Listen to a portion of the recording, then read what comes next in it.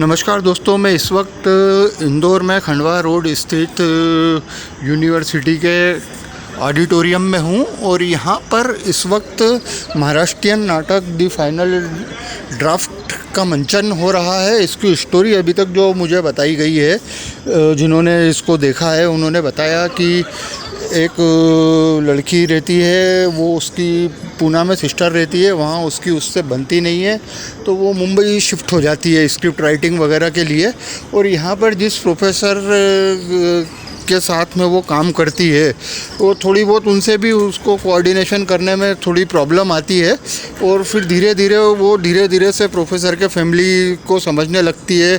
थोड़ा सा फैमिली में उसका इंटरेक्शन बढ़ता है और साथ में जो है धीरे धीरे प्रोफेसर को भी लगता है कि ये लड़की वाकई इंटेलिजेंट है। दो चार उसके जो भी प्रोजेक्ट्स वगैरह ये वो रहते हैं शुरू में तो वो मना कर देते हैं, ठीक नहीं है।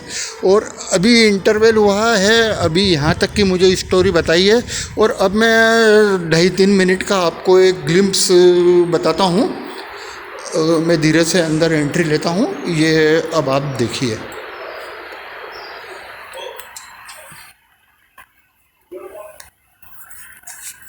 वीडियो हाँ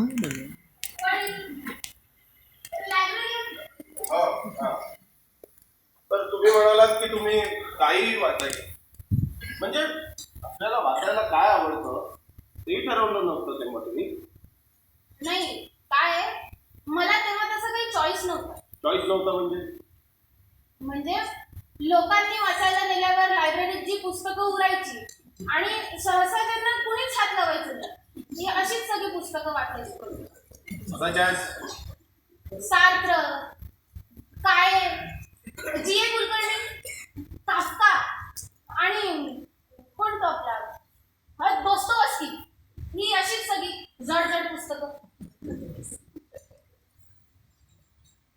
काय झालं सर? नाही, आता मला तुमची भीती वाटायला लागली. हो, हे सगळं मीही वाचलेलं नाही. एनिवे, तर जयसिंगपूरला असताना तुम्हाला कुणी मित्र नव्हतं आणि फावल्या वेळात तुम्ही ही असली पुस्तकं वाचायची. ताईंनी निर्णय घेऊन तुम्हाला पुण्याला शिकायला बोलवून. इनफॅक्ट मला विचाराल तर त्यांचा निर्णय योग्यच वाटतंय मला. हो, तिचं सगळं बरोबरच असतं. तिला सगळ्यातलं सगळं कळतं. म्हणजे काय आता? एनिवे, पुढे